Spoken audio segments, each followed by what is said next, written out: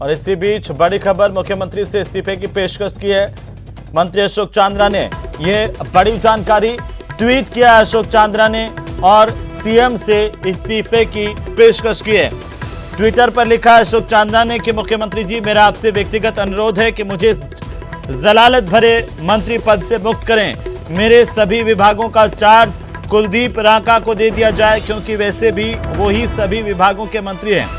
मंत्री अशोक चांद्रा ने ट्वीट करते हुए सीएम से इस्तीफे का आग्रह किया और खेल मंत्री अशोक चांद्रा ने ट्विटर पर लिखा है, माननीय मुख्यमंत्री जी, मेरा आपसे व्यक्तिगत अनुरोध है कि मुझे जलालत भरे मंत्री पद से मुक्त कर सभी विभागों का चार्ज कुलदीप रांका को दे दिया जाए, क्योंकि वैसे भी वही सभी विभागों के मंत्री हैं। धन्यवाद। ये सबसे बड़ी खबर है राज्यसभा चुनाव से पहले, सबसे बड़ी खबर कांग्रेस पार्टी के भीतर इस वक्त की सबसे बड़ी खबर है। मंत्री अशोक चांद्रा ने सरेआम ट्वीट किया है, सीएम को ट्विटर पर गुहार लगाए कि इस्तीफा ले लें उनसे, और अनुरोध किया है कि मंत्री पद से मुक्त करके सभी विभागों का चार्ज कुलदीप रांका को दे दिया जाए। ज्यादा जानकारी के साथ सहयोगी दिनेश जुड़ चुके हैं। दिनेश, अशोक चांद्रा के ट्वीट के मायने क्या हैं राज्यसभा चुनाव से पहले? अब बिल्कुल देखिए, बड़ी सियासी खबर है ये इस वक्त की। जिस तरीके से नाराजगी उन्होंने जाहिर की है और सार्वजनिक मंच पर जाहिर की है, इसका मतलब ये है कि बात जो है उनके गले तक आ चुकी है, यानी पानी जो है वो सर के ऊपर गया है। तभी उन्होंने सार्वजनिक तरीके से इस तरीके से ट्वीट करके निशाना साधा और ये साफ तौर पर कहा है कि ये मंत्री पद जो है वो जलालत भरा हो गया है। तो कुल मिलाकर मंत्री परेशान है और अपनी ही सरकार के खिलाफ जो है और खुद मंत्री जो है वो मोर्चा खोल रहे हैं। तो ये बड़ी बात हो जाती है और खासतौर से राज्यसभा चुनाव के पहले अगर इस तरीके से नाराजगी सामने आएगी विधायकों की, मंत्रियों की, तो ये जो है वो बड़ी मुसीबत का कारण हो सकती है कांग्रेस के लिए, सरकार के लिए। और आज ही हमने देखी एक खबर चलाई कि माननीय जो है वो ब्यूरोक्रेसी से परेशान है और पिछले दिनों में कई जो है वो विधायक, मंत्री, ये लोग जो है वो नाराजगी जाहिर कर चुके हैं जिस तरीके से ब्यूरोक्रेसी काम कर रही है। और आज जो मंत्री अशोक चांद्रा का गुस्सा फूटा है वो भी ब्यूरोक्रेसी को लेकर। कुलदीप रांका जो है वो प्रमुख सचिव हैं मुख्यमंत्री के, और जिस तरीके से अशोक चांद्रा ने गुस्सा जाहिर किया है उससे ये साफ जाहिर होता है कि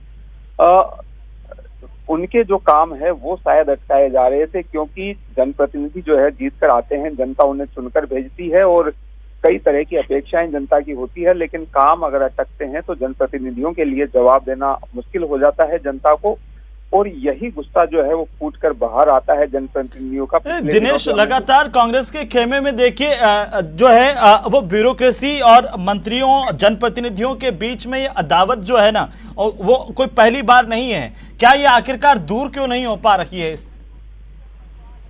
अब बिल्कुल देखिए, बड़ी चिंता का विषय है ये कांग्रेस के लिए। एक एक करके जब इस तरह की नाराजगियां सामने आ रही है, निर्दलीय जो समर्थन दे रहे हैं वो भी कई नाराजगी जाहिर कर रहे हैं, और खास बात यह है कि सत्ता पक्ष के सदस्य ही जब इस तरीके से खुलेआम नाराजगी जाहिर कर रहे हैं और सत्ता पक्ष के सदस्यों में भी मंत्री, जो मंत्री परिषद के सदस्य हैं, वो अगर इस तरीके से नाराजगी जाहिर कर रहे हैं जी, तो आप समझिए कि किस तरीके। और दिनेश, आपने देखा होगा कि इससे ठीक पहले यूथ कांग्रेस के जो प्रदेशाध्यक्ष और डूंगरपुर से विधायक है गणेश गोंगरा, उन्होंने पहले धरना दिया और उसके बाद जब उनके खिलाफ केस दर्ज हुआ तो वो सीधे यही व्यथा लेकर के सामने आए थे। उन्होंने अपना इस्तीफा भी भेजा और अब जो अशोक चांद्रा इस्तीफे की पेशकश कर रहे हैं।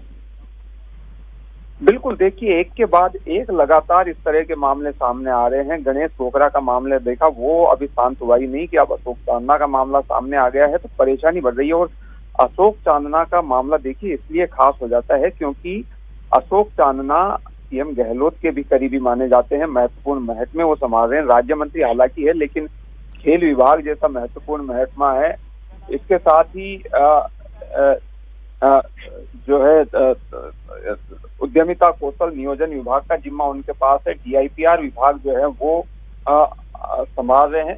तो कुल मिलाकर जो है वो नाराजगी देखिए आप कितने बड़े स्तर पर है, और ब्यूरोक्रेसी पर ये एक तरीके से साफ इशारा कर रहा है कि ब्यूरोक्रेसी जो है वो कहीं ना कहीं हावी है, और इसी के चलते नाराज होकर अशोक चांद्रा को ये ट्वीट करना पड़ा है सार्वजनिक तौर पर।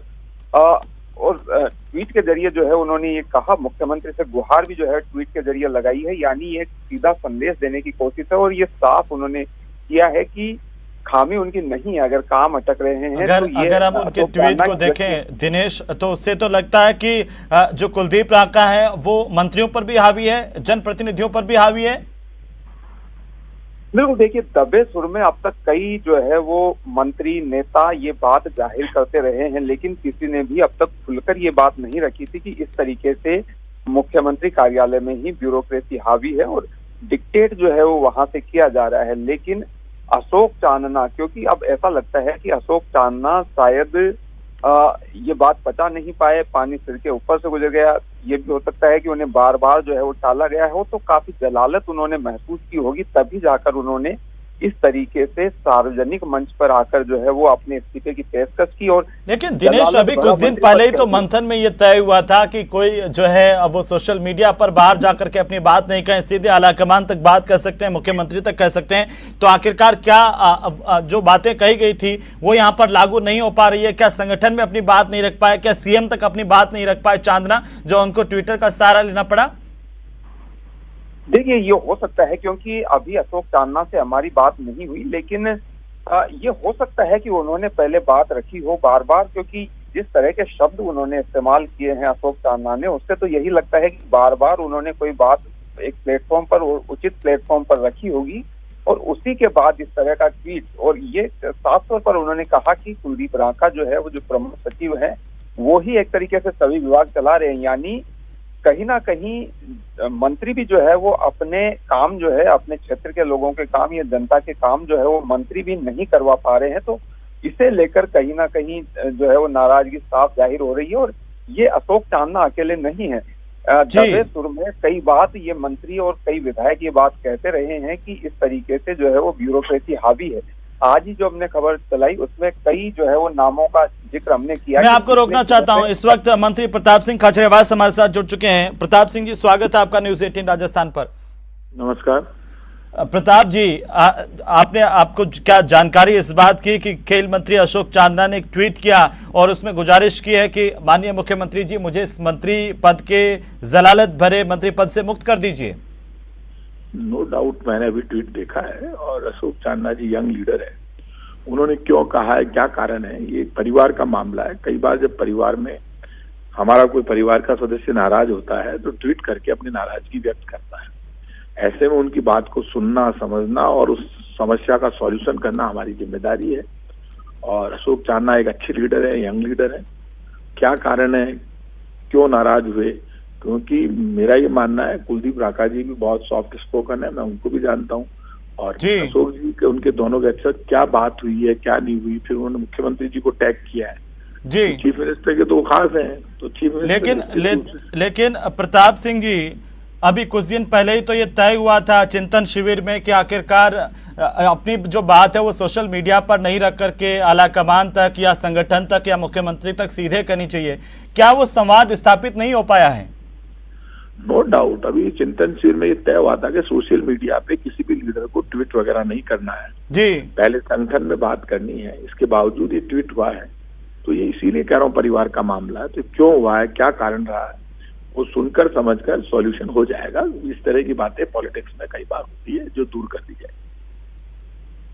लेकिन प्रताप जी देखिए, राज्यसभा के चुनाव भी आने वाले हैं, एक के बाद एक इस तरीके से नाराजगी जो सामने आ रही है, आपको लगता है ये बहुत गंभीर है?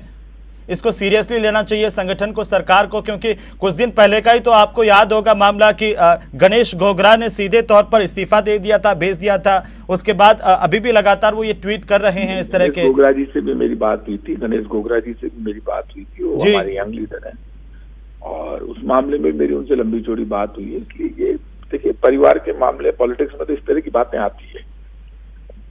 लेकिन आप राज्यसभा चुनाव की चिंता मत करो, जब रिजल्ट लेकिन प्रताप जी, मैं एक बात जानना चाहता हूं कि एक के बाद एक देखिए, पहले अगर आप देखें विधायकों से लगा करके तमाम मंत्रियों तक ये सिलसिला चल रहा है, सबकी नाराजगी ब्यूरोक्रेट से। आप भी इस बात को स्वीकार कर चुके हैं कि जो ब्यूरोक्रेट्स है उनको अपनी सीमाओं में रहना चाहिए। आप क्या कहेंगे, कैसे इसे देखते हैं? क्या राजस्थान के जो ब्यूरोक्रेट्स हैं, अफसरशाही है, वो हावी हो रही है जनप्रतिनिधियों पर, मंत्रियों पर, उनकी सुनवाई नहीं होती?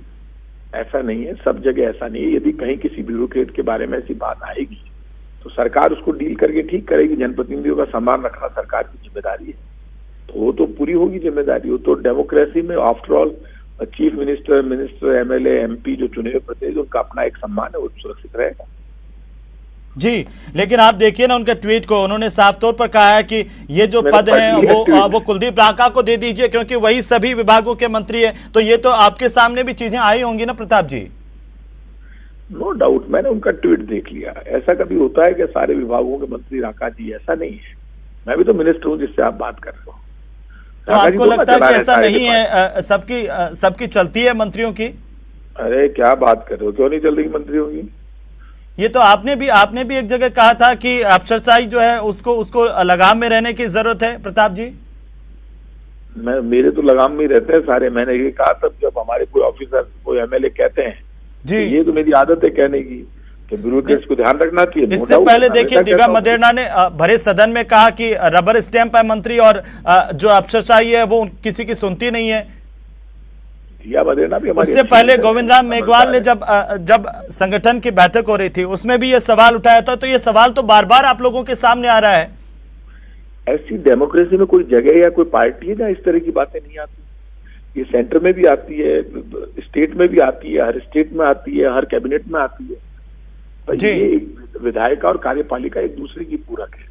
कई बार नाराजगी होती है, सुबह नाराजगी है, शाम को साथ बैठ जाते हैं और नाराजगी दूर हो जाती है। इतना बड़ा इशू नहीं है जितना आप इसको। लेकिन प्रताप जी ये तो आपको मानना पड़ेगा कि आखिरकार ये तो बड़ा ही इशू है कि एक मंत्री जो है वो ट्वीट कर देते, क्या गंभीर नहीं है? और ट्विटर पर सीधे तौर पर ये कहते हैं कि आप मेरा इस्तीफा ले लीजिए, मेरी जगह कुलदीप रांका को मंत्री बना दीजिए क्योंकि वही सभी विभागों को हैंडल करते हैं, सभी विभागों के मंत्री तो वही हैं। कल उनका ट्वीट अच्छा ट्वीट आ गया जब जी, कल उनका ट्वीट या थोड़ी देर बाद ट्वीट अच्छा ट्वीट आ जाए जब, फिर क्या करें? नहीं, आज तो आपको लगता है ना ये गंभीर है, इस पर बात करने की जरूरत है। संगठन के भीतर भी आप लोग इसे सीरियसली ले रहे हैं क्या? राजनीति में हर चीज गंभीर होती है जी, और उसे गंभीरता से लेना, समझना, सॉल्यूशन करना हर पॉलिटिकल पार्टी की जिम्मेदारी है। उसको हम निभाएंगे, हर सरकार की जिम्मेदारी। लेकिन प्रताप जी इसीलिए तो भारतीय जनता पार्टी को मौका मिलता है और वो बार बार कहते हैं कि देखिए उनकी सरकार में मंत्रियों की सुनवाई नहीं होती है। आप किस बीजेपी की बात करो? आज 8 साल पूरे हुए बीजेपी की सरकार को। झूठ, फरेब और धोखे की राजनीति बीजेपी करती है। 8 सालों में क्या दे दिया देश को? रुपया कहाँ गया डॉलर के मुकाबले? क्या हालात है देश की अर्थव्यवस्था के? भूख से, गरीबी से लोग मर रहे हैं। आपने उद्योगपतियों के 10 लाख करोड़ से ज्यादा के कर्जे माफ कर दिए। किसान का एक पैसा भी माफ किया? आज 8 साल हो गए बीजेपी की सरकार, रो रहे हैं लोग। ये मैं एक आखिरी सवाल इसलिए कर रहा हूं प्रताप जी, क्योंकि अब मैं इस बात का जिक्र इसलिए भी कर रहा था बीजेपी का, क्योंकि उनका दावा कि देखिए राज्यसभा चुनाव में हमारे को फायदा होगा क्योंकि उनकी अंदरूनी फूट है और उनके कई लोग हमारे संपर्क में हैं। कहीं ऐसा तो नहीं है कि सेंधमारी करने की कोशिश हो रही हो? बीजेपी सिर्फ एक सीट जीतेगी, कांग्रेस 3 सीट पक्का 101% जीत रही है। ये प्रताप सिंह खाचरियावास का दावा है, आप देख लेना। आपने परसों सीएम का फोटो नहीं देखा जब सारे निर्दलीय विधायक उनके साथ खड़े? क्या बात करते हो आप? बीजेपी का मुझे पता ही नहीं चलेगा राज्यसभा। आप चिंता मत करो, 1 सीट आएगी बीजेपी की, 3 हमारी आएगी। जी चलिए, बहुत शुक्रिया प्रताप जी हमारे साथ जुड़ने के लिए और बातचीत करने के लिए। कुल मिलाकर के एक ट्वीट जो है वो मंत्री अशोक चांदना का सामने आया और उसके बाद कई सवाल खड़े हो रहे हैं क्या चांदना की सुनवाई नहीं हो रही है। हालांकि मंत्री प्रताप सिंह खाचरियावास हमसे बात कर रहे थे, उन्होंने कहा कि कल उनका एक अच्छा ट्वीट आ जाएगा, लेकिन आज का जो उनका ट्वीट है उसे लेकर के एक बार सियासी सवाल जरूर उठ रहे हैं पार्टी के भीतर भी और पार्टी के बाहर भी।